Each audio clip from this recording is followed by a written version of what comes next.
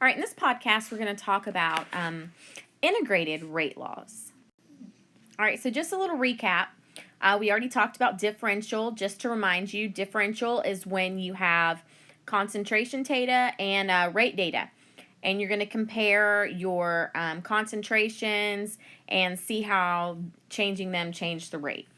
All right, now we're going to look at an integrated rate law, which is when you have concentration and time data.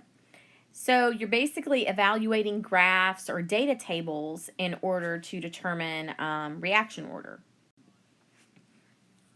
All right, so integrated rate law is going to look at the change in the concentration of a reactant over time. So graphically, this is what each order is going to look like. So notice that 0th order, it just goes straight down, and then it actually bottoms out, right? And then on first order, you've got this curve to it. And then on second order, what you see is that you see it just really, the concentration just really drops dramatically before it goes out towards that asymptote. So, all right, now if we take our data, our concentration and our time data, and if we graph that data in different types of graphs, manipulating the concentration, depending on what order it is, it'll give us a straight line, okay? So like 0th order, concentration versus time, the one we just looked at, is the one that's going to give you the straight line. But for first order, you've got to get the natural log of the concentrations versus time. So that graph will give you a straight line. And then for second order, it's going to be 1 over the concentration versus time is what's going to give you a straight line, okay? All right, so here is just a visual representation of what I was just saying. So again, 0 order, you see concentration and time, gives us a linear relationship there. All right, the natural log of the concentration versus time, we get a linear relationship for first order reaction. And then if it's second order, we get a linear relationship for 1 over the concentration versus time. The one that gives you the linear relationship, that tells you your reaction order. All right, so if we are able to graph this and we get a linear plot, we should be able to determine the equation that describes that particular line. The equation that describes that line is what we refer to as the integrated rate law, okay? So all lines can be described by the y equal mx plus b equation, where m is our slope, okay? So down here in the chart, please note that I have given you the equations for 0, first, and second order plots, and it basically tells you the relationship between time, concentrations, and your rate constant, which is K. Okay? All right, now the other thing I did want to point out on this slide is, well, first off, I think this chart is really good for you, help you a little bit because it kind of organizes it. All right, so this is your concentration after time has passed.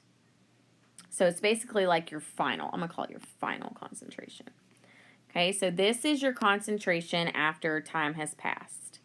Okay, so if it doesn't have the little sub-zero thing like over here, then it's your final concentration. The one with a sub-zero is your initial concentration.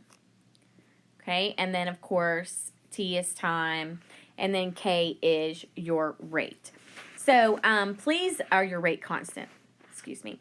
All right, so note that the slope for each of your lines is related to K. So for 0 and first order, it's negative K. And then for second order, it's positive K.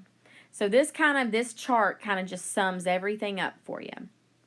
So for zero order, that's your rate law. That's the plot that gives you a linear line, basically. There's the equation that describes the line, and negative, your slope is equivalent to negative k. All right, first order, your rate law. That's what gives you the linear plot. This equation describes that line. This is what your slope tells you. And then second order, this is what gives us the linear. This is the equation of the line, and then there's your slope. So a nice little summary chart there. All right, so let's try to apply this. Okay, so basically we are given this equation between, you have a sucrose and water, and then it makes fructose and glucose, okay? So these are just like structural isomers of each other. Okay, and it tells us straight out the gate. Make sure you read, okay? Remember, reading. So it tells you straight out the gate, this is a first order overall. Okay, so that tells us that immediately. So that's going to help us out here in a second. All right, so the first question is, find the rate of disappearance of the sucrose from 0 minutes to 60 minutes.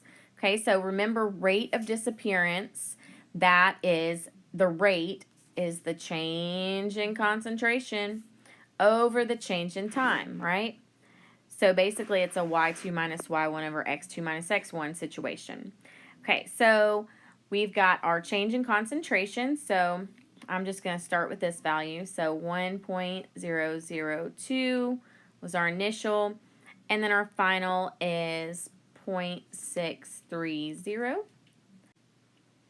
Oh snap. Well, see, that's why you read the question, kiddos. Because it says our question says 60 minutes, right? So that should have been my second value. So let me go over here and erase that. Well, maybe. Okay, there we go. Racy.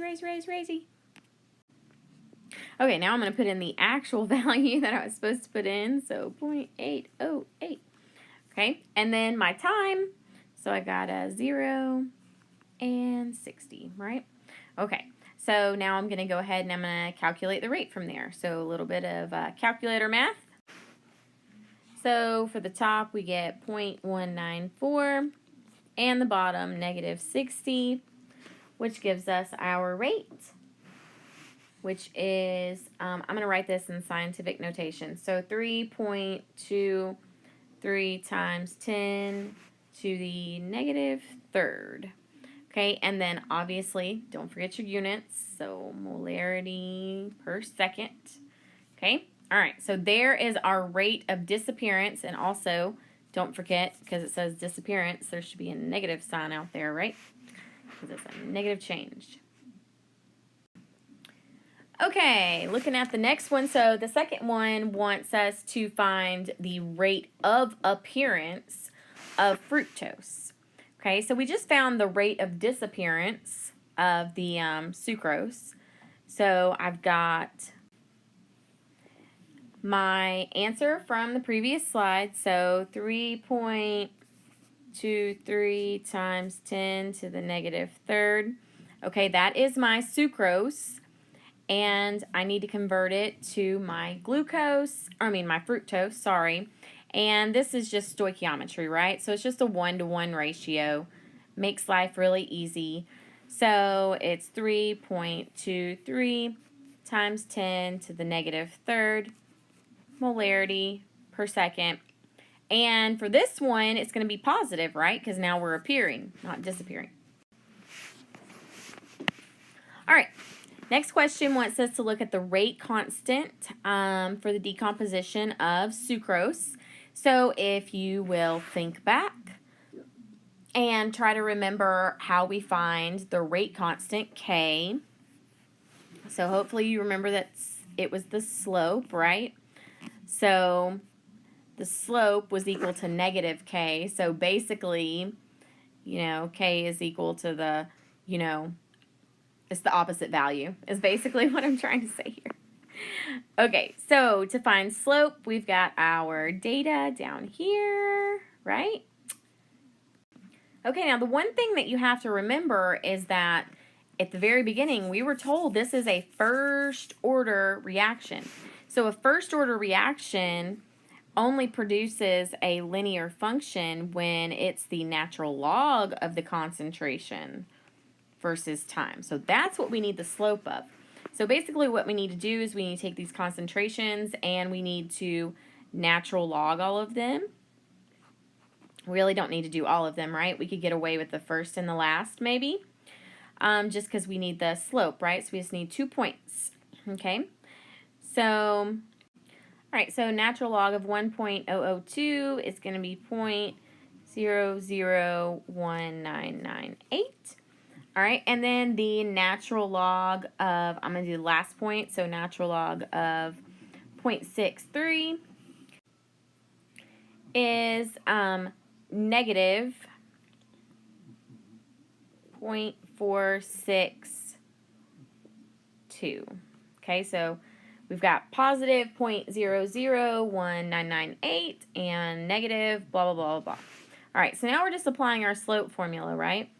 Okay, so I've got 0.001998 minus negative 0.462 over 0 minus 60. Okay, so this is going to give us our slope this time. All right, and so when you work all that out, you should get 0.0077. Of course, that should be a negative number, okay? And remember that our slope is equal to negative k, or the opposite sign, right? So our rate constant is positive, so 0.0077 is our rate constant. All right, now we got to deal with this whole units thing, right? So in order to be able to do the units, you're going to want to remember my trick, right? So my trick for you was to be able to determine the units by looking at the overall order, right? So the trick was 1 over molarity raised to the overall order minus 1 time whatever our time is, right? And in this case, it's not seconds, it's minutes, right? So our overall order is 1. 1 minus 1 is 0. So that's going to cancel that whole term. So K's value and units are right there.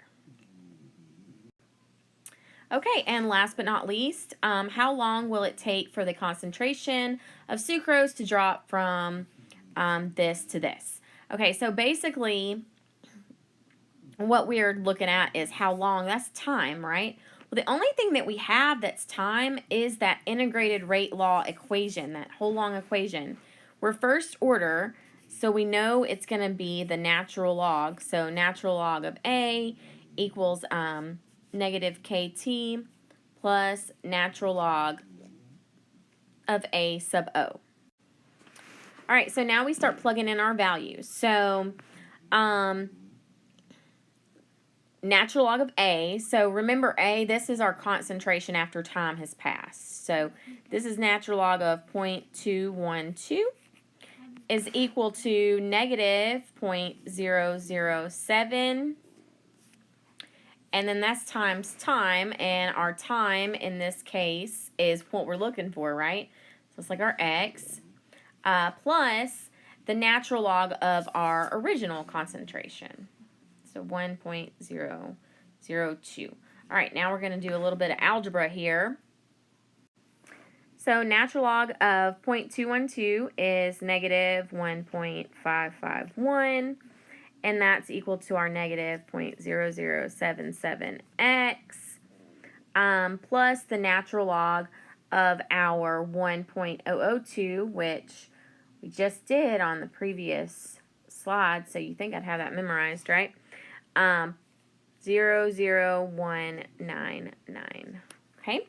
All right, so now again, more algebra. So we're going to combine like terms and divide. to get our x, and x will be our time in minutes. So let's see, I've got negative 1.551 minus 0.00199. So I'm getting negative 1.55299 is equal to negative 0.0077x. And then we're going to divide. So dividing by that, I get point. All right, so for time, I get 201 minutes.